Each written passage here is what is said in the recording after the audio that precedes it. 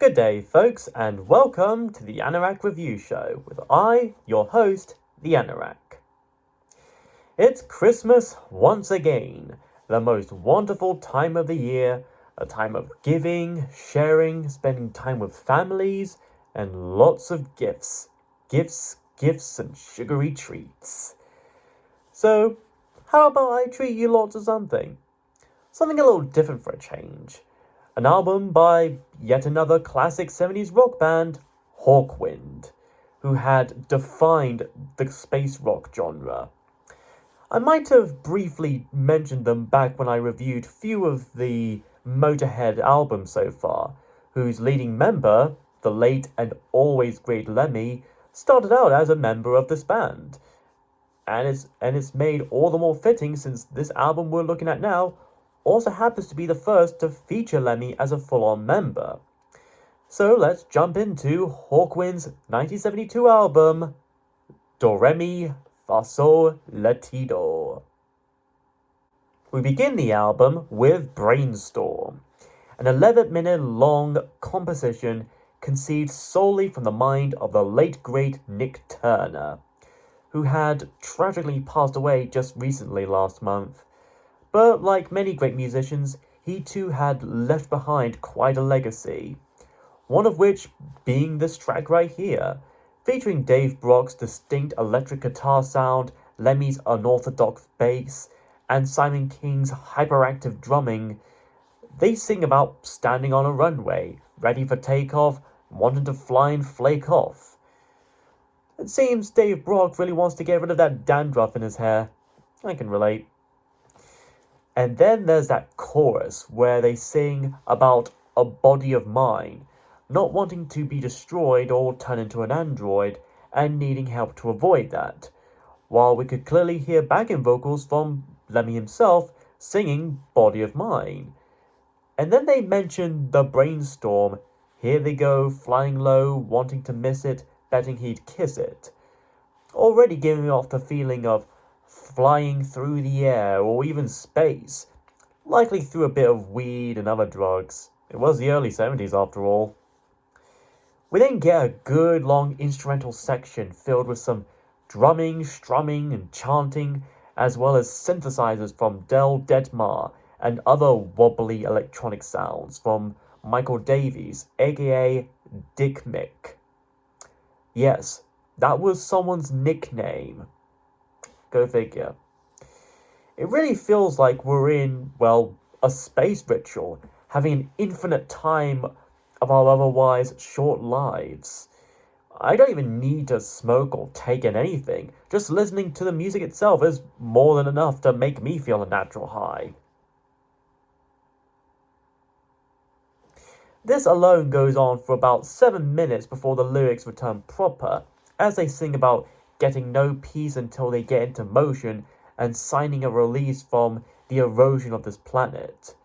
Meanwhile, the Paranoia Police, which I think are like the Karma Police from Radiohead's OK Computer, if they joined up with the Paranoid Android, have sussed out My Potion, which is likely referencing actual police barging in and confiscating the stash. And after one last chorus, the track soon builds up even further, then finally breaks down into a slow, screeching and satisfying conclusion before quietly transitioning into the next song. Mr. Turner, I absolutely hope you're somewhere up there with some of the other members who are also no longer with us. Ginger Baker, Robert Calvert, Hugh Lloyd Langton, and Lemmy himself, all rocking and jamming on together forever with some sweet Hawkwind tunes. Rest in peace, my man. Rest in space. Speaking of space, the next song is called Space is Deep, where things seem to calm down a bit, as we get an acoustic guitar among those bleepy and bloopy sounds that you'd likely hear from an old sci-fi film or TV program from the 50s and 60s. The lyrics in this 6-minute track, written by Dave Brock, are somewhat shorter as well, formatted like a classical poem. He sings rather philosophically about space in general, how it's dark, endless, and relentless, especially if you get lost in it. And it always helps to bring a map and GPS. It always helps. Space doesn't feel nor does it die. It's neither truth nor lie. And it must be really awkward to try and use a lie detector on space itself. The secret lies with our tomorrow, for the sun will come out tomorrow. In each of us is a hidden sorrow. And no more sorrow. I've paid for your mistakes. The one line that's repeated 3 times here is this the reason deep in our minds? As if questioning why space is what it is and what is the purpose of space. There's a sense of existentialism to the song and its lyrical themes. A lot of those lyrics in this track, and as well as some of Hawkwind's other stuff, were heavily inspired by the works of underrated sci-fi and fantasy writer Michael Moorcock, who would even work with the band closely in writing and composing lyrics in a few later albums such as Warrior on the Edge of Time, Sonic Attack, and The Chronicle of the Black Sword. And what can honestly be cooler than combining medieval fantasy with futuristic science? Again, the music does very well in playing a major part in that kind of feeling. Here, giving a feeling like you're wandering alone and aimless in some far off planet devoid of any remote sign of life. Not only wondering where exactly you are, but also how you even got here, why you got here in the first place, where will you go next, and how long will it be? In some way, if you pardon the pun, Space is Deep is a deep song.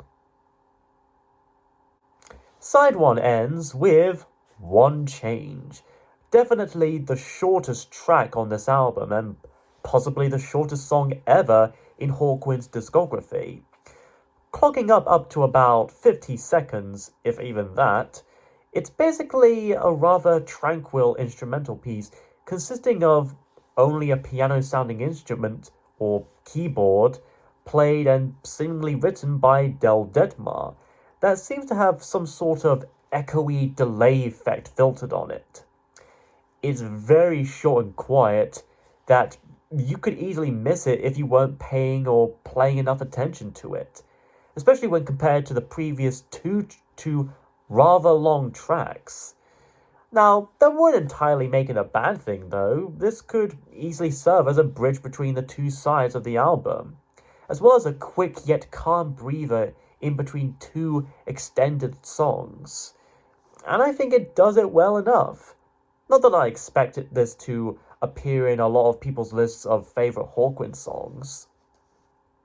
Side 2 begins with Lord of Light, the second of 4 songs in this album written by Dave Brock.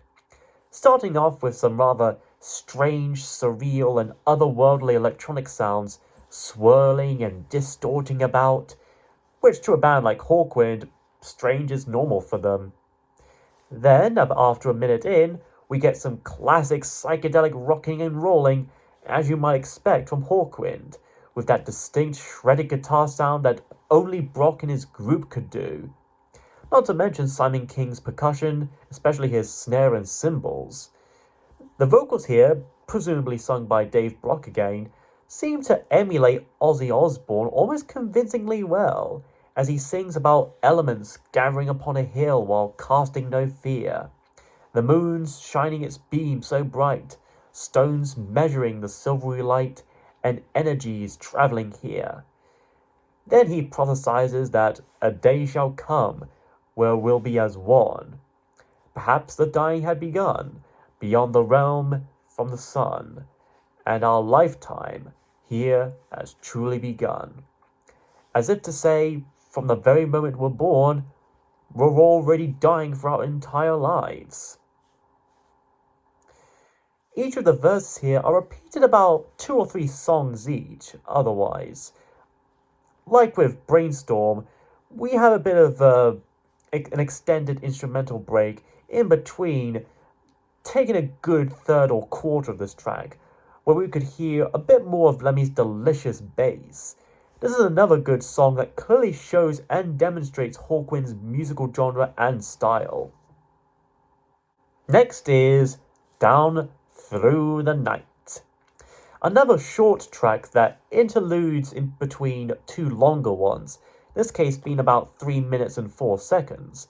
In this song, Dave's own acoustic guitar seems to take the leading spotlight while being accompanied by the sounds of synthetic winds and odd glimpse of a flute. Then at 1 minute and 20 seconds in, nearly halfway through the song, we hear Dave's vocals coming in with a reverse echo effect, similar to what we'd hear in Pink Floyd's The Happiest Days of Our Lives just 7 years later. The lyrics here are even more minimalistic in nature than that in the previous song, as Dave repeats down, down, down, and down quite a few times across it. Boy, this early version of Paul Johnson's Get Get Down is even weirder than the final version. As we spin through the night with ever-increasing might, then we get really dizzy to the point of ending up sick. Returning volumes of sound into the blackness we drown. Drowning in blackness sounds more like lyrics in a gothy emo song. In spite of its short length compared to most other tracks in this album, and in Hawkwind's discography in general, this song manages to have a pretty good and even chilling atmosphere. It does seem like a good song to get you into a particular mood, especially while going on a walk late at night. Afterwards, we have Time We Left This World Today. Definitely one of the more experimental pieces from Hawkwind, and that may or may not be saying something. This 8 3/4 minute long track comprises of 4 tracks, the first of which being a call response kind of chat between Dave and what may be a young sounding Lemmy before he might have developed that guttural tone that he would be known for in Motorhead, as they repeat time we left this world today, as well as so many people seem to say they watch you as you walk the street, cast sly glances at who you meet, and brain police aren't far behind. Who I guess are like the paranoid police, except they deal with brains and thought crimes. The repetitiveness of these seem to reflect Dave's concerns about where our societies may be heading, something possibly Orwellian. The second movement is basically an instrumental embodiment of an acid trip, with its chunky guitars, looping vocal snippets, and a bit of what sounds like a tambourine as well. And by the third movement, it ups the craziness with both the guitar and bass, bouncing and playing off each other like in an improv or a jam session. Again, very much like Brainstorm and Lord of Light. Then, in the fourth and last movement, it seems to come back round as we hear the repeated vocal lines once again, albeit slightly more overwhelmed by some of the instruments before fading to a close. Well, while maybe a whole lot to go off from, this is a nice long piece to jam along to. And so we end the album with The Watcher, written by the Motorhead master himself, Lemmy Kilmister. Funny enough, I already touched a bit upon this quite a while ago when I reviewed the debut Motorhead album, in particular the re-recording he made for that album.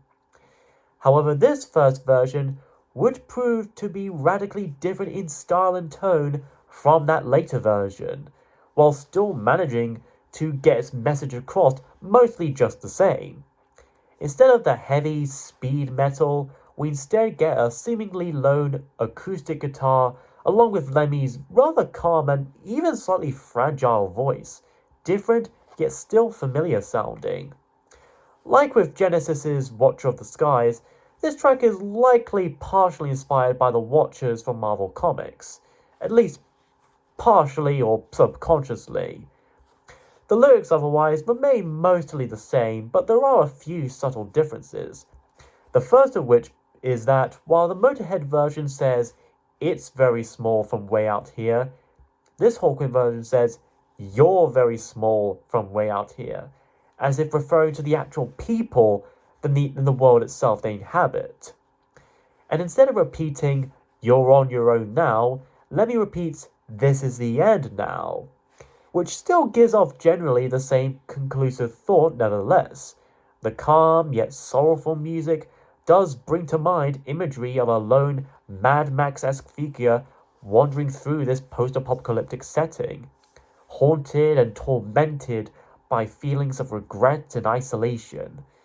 And a song with this kind of mood is definitely something for an album like this to go out on. And so, that was Hawkwind's Doremi Fasol Latido. And it's pretty good. While the first two albums could be seen as them starting out and trying to figure out their sound, this album here fully establishes their iconic sound proper.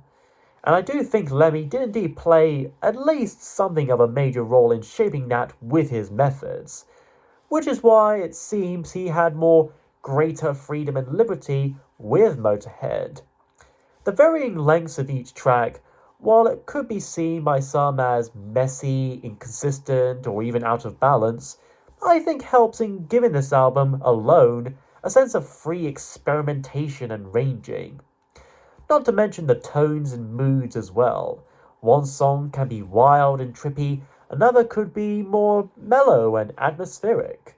And I really like that, and I highly recommend this nonetheless. And to all those out there who have already listened to this album before, what do you think? Is it among Hawkwind's best albums in your opinion? Or do you prefer another album of theirs as your number one favourite? Leave down your thoughts in the comments below.